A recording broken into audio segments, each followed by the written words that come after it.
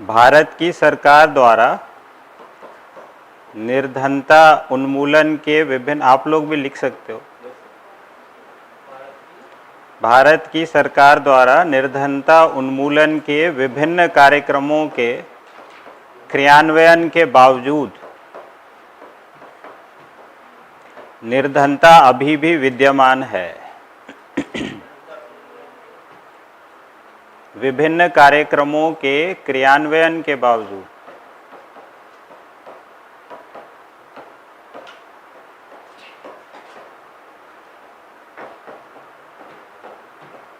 निर्धनता अभी भी विद्यमान है। कारण प्रस्तुत करते हुए स्पष्ट कीजिए।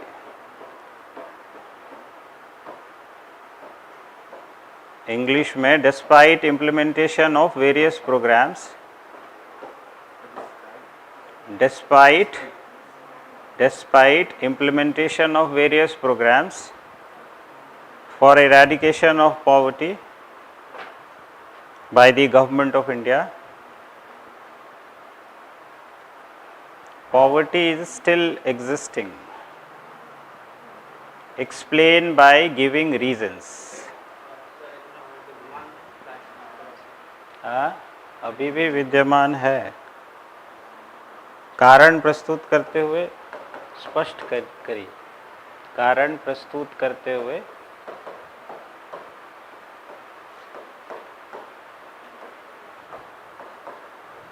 स्पष्ट करें।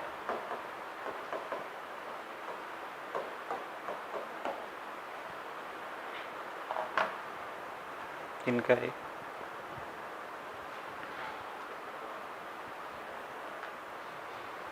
ये ले लीजिए, किनका है?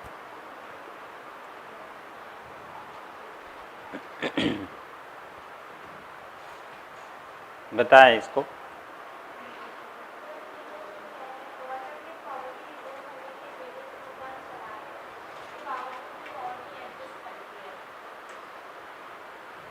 हाँ,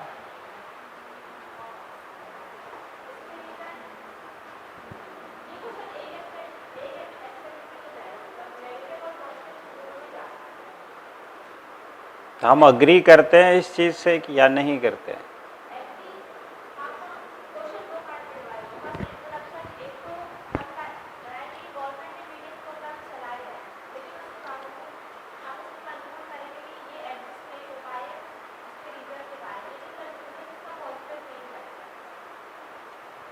नहीं, मतलब पॉजिटिव जाएगा या नेगेटिव जाएगा, ये तो पहले ही स्टेटमेंट में लिखा हुआ है और ये यूनिवर्सल है फॉर द टाइम बीइंग कि पॉवर्टी एग्जिस्ट करता है। पॉवर्टी एग्जिस्ट करता है, इसको डिनाई कोई नहीं कर सकता है कि पॉवर्टी एग्जिस्ट करता है। और ये भी हम डिनाई नहीं कर रहे कि गवर्नमेंट प्रोग्राम नहीं चला रही है।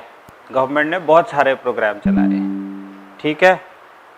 तो अब इसमें आपको नॉलेज क्या क्या होनी चाहिए सो दैट आप एक अच्छा आंसर लिख सकें।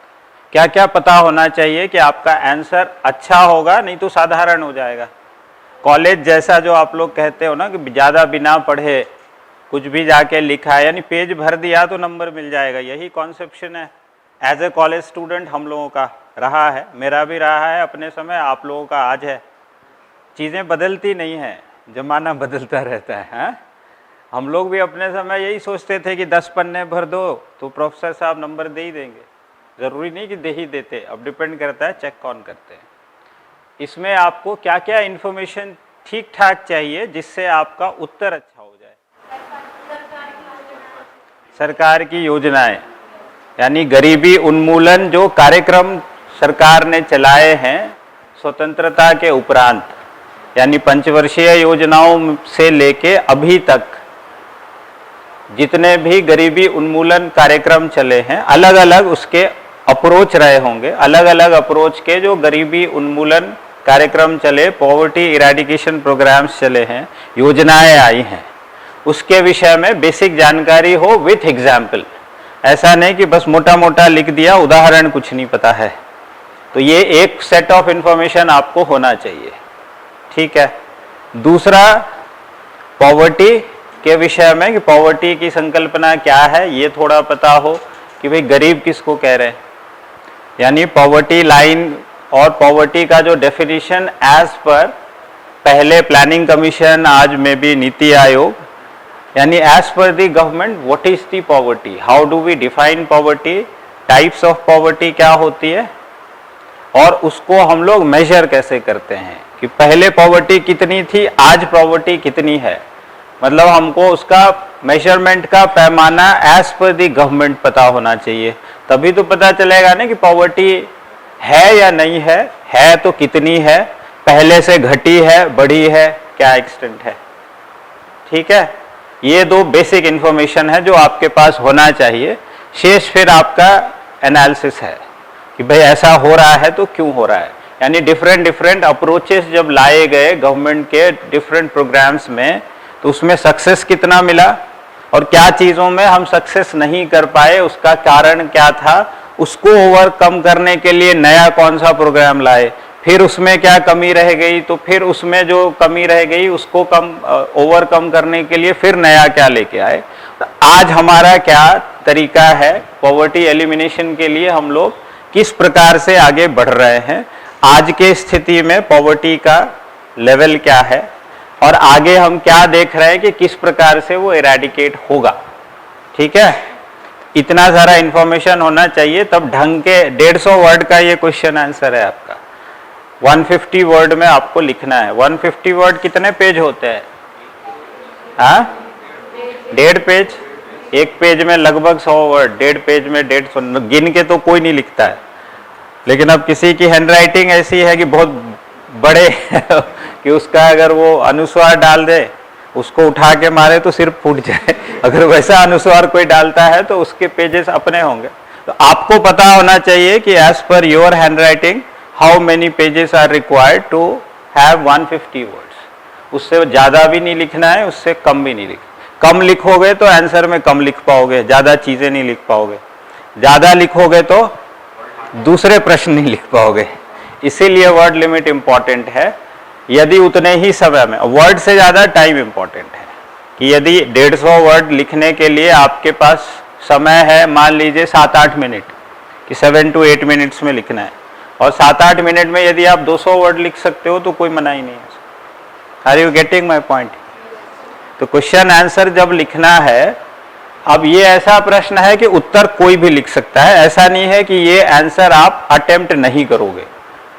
इसका उत्तर सबको पता है, लेकिन जिसके पास अच्छा इंफॉर्मेशन है, कि जिसको गवर्नमेंट का पॉवर्टी का मेजरमेंट डिफाइन कैसे करते हैं ये पता है, उसको नंबर आएगा, उसको 5 में से 3-4 नंबर आ जाएगा उस पार्ट में, उस पैराग्राफ के लिए। अगर मान लीजिए कि इस पे मुझे 10 नंबर मिलने हैं, 5 नंबर इधर, 5 नंबर इधर, तो 5 नंबर में ऐसे आदमी को जो प्रॉपरली जानता है कि पॉवर्टी किसको कह रहे और पॉवर्टी का मेजरमेंट कैसा होता है, पॉवर्टी का जो ग्राफ रहा है वो बढ़ा है, घटा है, कब बढ़ा, कब घटा, क्यों बढ़ा, क्यों घटा, और इसको ऑथेंटिकली आप जान रहे हो विथ गवर्नमेंट रिपोर्ट्स, तो आपको 5 में से 3, 3.5, 4 तक नंबर आएगा।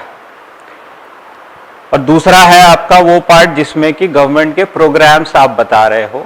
तो ये कॉन्सेप्चुअल पार्ट है कि जब पॉवर्टी एलिमिनेशन प्रोग्राम्स चले तो कुछ ना कुछ उसके पीछे थॉट प्रोसेस रहा है, अप्रोच रहा है। उस अप्रोच को यदि लिंक करते हुए आप लिखते हो आंसर अपना, तो शुरू से लेके आज तक के अप्रोचेस कैसे चेंज हुए हैं, और अलग अलग अप्रोच के फ्लैगशिप प्रोग्राम, कि जब हमने कहा कि हम मनरेगा से पॉवर्टी इरेडिकेट करेंगे तो मेरा अप्रोच क्या था, और उसमें मनरेगा का example with pros and cons थोड़ा। अब आप कहेंगे 150 वर्ड में इतना सारा कैसे लिखेंगे? एक एक लाइन में पूरा लिखा जाता है। एक चीज आप पूरे एक लाइन में लिखते हो, अगर एक अप्रोच लिखना होगा आपको, है ना। तो यही है कि आप वही चीज आप 1500 वर्ड में, 2000 वर्ड में लिखोगे, और उस चीज को अगर आपने समझा हुआ है कि 2000 वर्ड में लिख क्या रही हूं या लिख क्या रहा हूं, तो उसको आप 150 वर्ड में भी अच्छे से समझा दोगे। एक चीज होती है संक्षेपण, प्रेसी राइटिंग, और दूसरा क्या होता है, इसका उल्टा क्या होता है, पल्लवन एक कहते हैं, पता नहीं आप लोग, संक्षेपण और पल्लवन। पल्लवन वाला इंग्लिश पार्ट क्या है पता नहीं, उसका मतलब एक्सप्लेनेटरी नोट कह लें कि उसको पूरा व्याख्या करके लिखा हुआ हो, और एक है कि प्रेसी संक्षेपिका लाइए हमको, ठीक है। तो ये ऐसे नहीं आएगा कि एक प्रश्न से आएगा आपको, ये 100 200 400 500 प्रश्न पढ़िए, उसको फ्रेम करिए कि उसमें मुझे क्या चाहिए, नॉलेज क्या चाहिए, और वही नॉलेज आपको किताबों से या क्लासेस से गेन करना होता है। विदाउट नॉलेज आंसर फ्रेम नहीं हो सकता। कि आज के डेट में यदि जो मैंने कहा वो आपको नहीं पता है, तो इसका सही उत्तर आप जो वास्तविक उत्तर होना चाहिए, कहानी जैसा लिख देंगे लेमैन की तरह, राह चलता आदमी जैसा उत्तर लिख सकता है, लेकिन आप ऐसा उत्तर नहीं लिख पाएंगे जो एक्सपेक्टेड आंसर है, जो एक सिविल सर्विसेज एस्पिरेंट से एक्सपेक्टेड आंसर है। पढ़ते हैं पहले, फिर क्वेश्चन आंसर करेंगे। ये मिटेगा कैसे अब?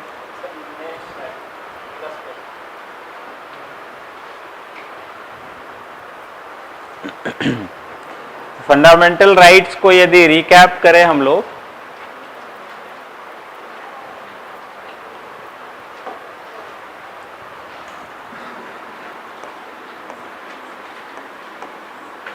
आप ही लोग बताओगे, आप तो पढ़ चुके सारे। कितनी कैटेगरी थी? फर्स्ट कैटेगरी क्या थी?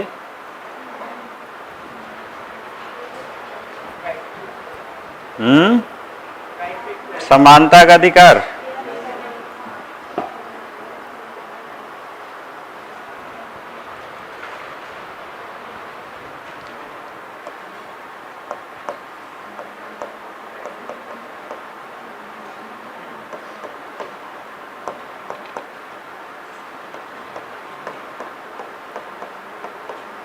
कहां से कहां तक है ये? 14 से 18। Article 14 to 18। जो आप कहोगे मैं लिखता जाऊंगा, मुझे याद नहीं है। सेकंड क्या है? Right to freedom. ये बीच बीच में रेड क्यों हो जा रहा है?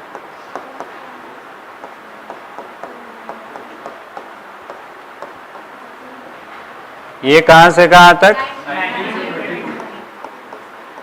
कहां तक पढ़ा था हमने? हाँ, यहीं तक 19 से 22। तो बहुत कम पढ़ा है यार अभी। हाँ, तीसरा कौन सा होगा? Right against exploitation. हिंदी भी बोलते जाइए।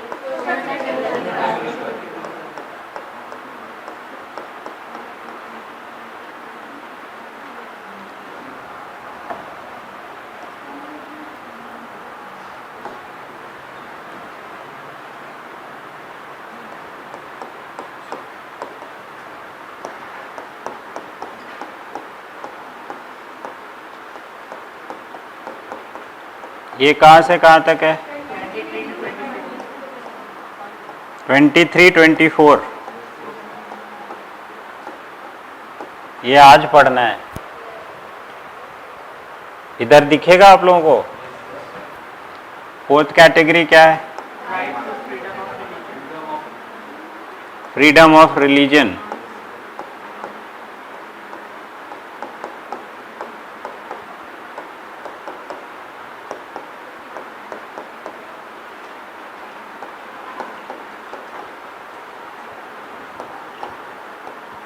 25 to 28।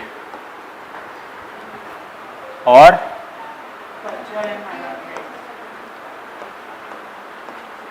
Cultural, educational, cultural and minority.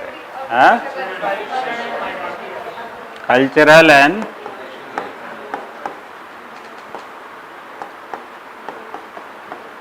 Minority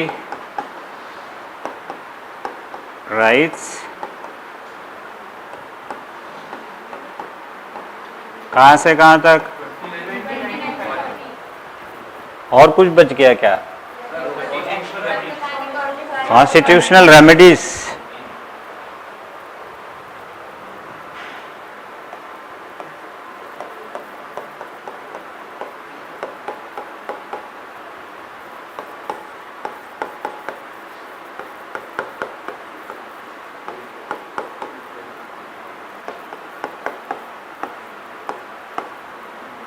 अब तो नहीं बचा होगा कुछ। हो गया यार, भूल जाओ। हाँ,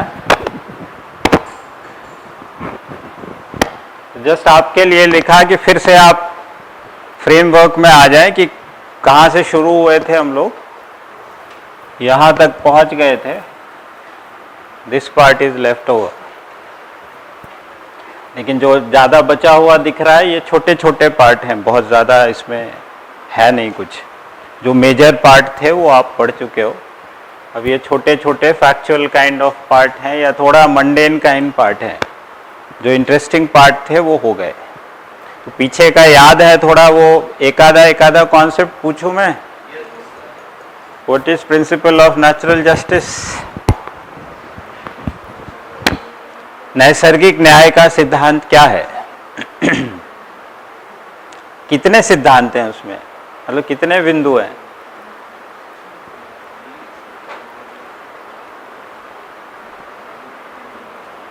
कोई बोल ही नहीं रहे हो।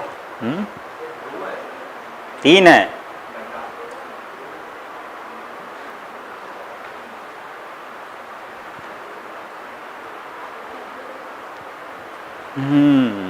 पीछे नहीं पढ़ते हो लगता है। ये आपके नोट्स मैंने दिए नहीं, वैसे क्लास में बताया था, पीछे पढ़ा होगा तो होगा कहीं ना कहीं। घर जाके आप लोग करते क्या हो? जैसे यहाँ पढ़ लिया, वाजिब से तो आपके पास क्लास में नोट्स हो जाना चाहिए कि खुद लिखते होगे, लेकिन अगर हमने ज़्यादा गति से बोल दिया तो शायद उतना लाइन बाय लाइन तो नहीं लिख पाओगे, तो फिर नोट्स कैसे मिलेगा? ये तो पता है ना कि ये रिकॉर्डेड है आपका, जब चाहे उसको देख सकते हैं। तो गति यदि ज़्यादा है तो वहाँ पॉज कर करके सारे कॉन्सेप्ट फ्लो में सारा नोट्स रेडी करेंगे। तो फ्लो में सारे नोट्स जब रेडी हो जाएंगे तभी रिवीजन हो पाएगा। वैसे किताब भी वैसी ही है जो नोट्स जैसी है। मान लीजिए क्लास में अगर नहीं फ्लो समझ में आ रहा है, कॉन्सेप्चुअली बस समझ लिया कि बेसिक कॉन्सेप्ट क्या था, उसको हमने समझ लिया, यदि तो जाके लक्ष्मीकांत जैसी किताब से भी पढ़ लिया तो लगभग चीज़ें पता हो जाएंगी।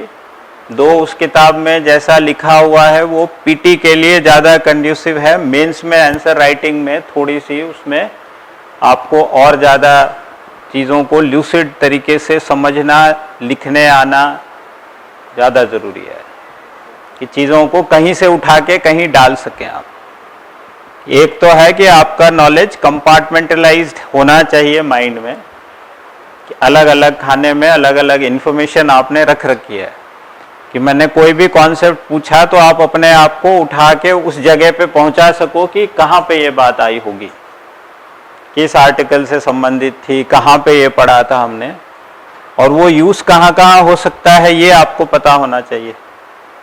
कहीं भी ये बात यदि उठ के आती है कि किसी व्यक्ति को सुनवाई का अवसर नहीं मिला, यानी उसको प्रॉपर हियरिंग नहीं मिली, एनीवेयर अगर ये चीज़ आती है निकल के, तो वहाँ पे उसका क्या वायलेशन कहते हैं कि प्रिंसिपल ऑफ नेचुरल जस्टिस का वायलेशन हो गया, नैसर्गिक न्याय के सिद्धांत का वायलेशन हो गया।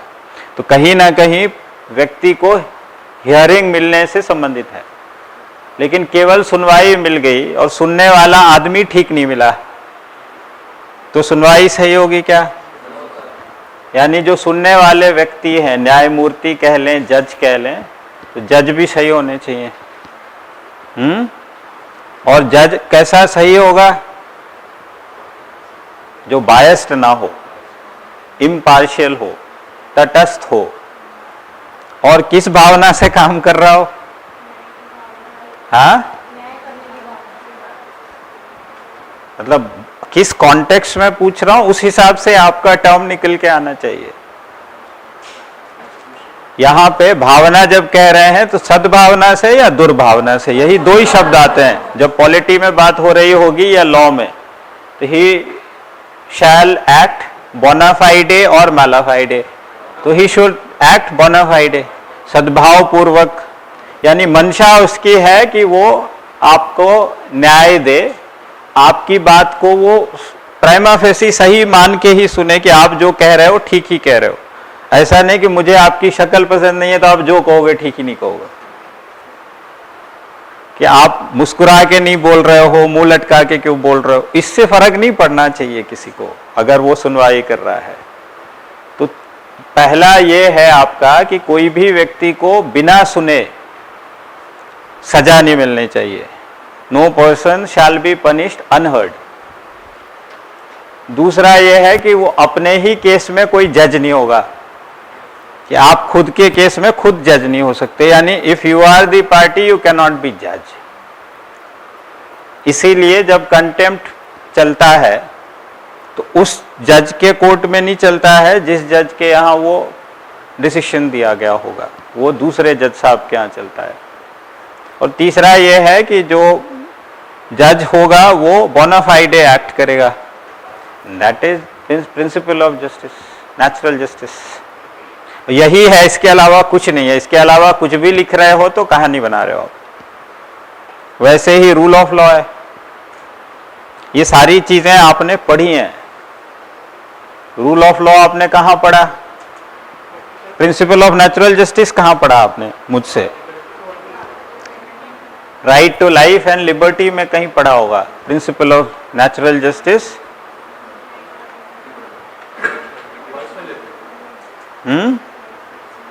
राइट टू लाइफ आर्टिकल 21 वहां प्लेस किया कि पढ़ा कहाँ मैंने, मेरे नोट्स में कहाँ है वो।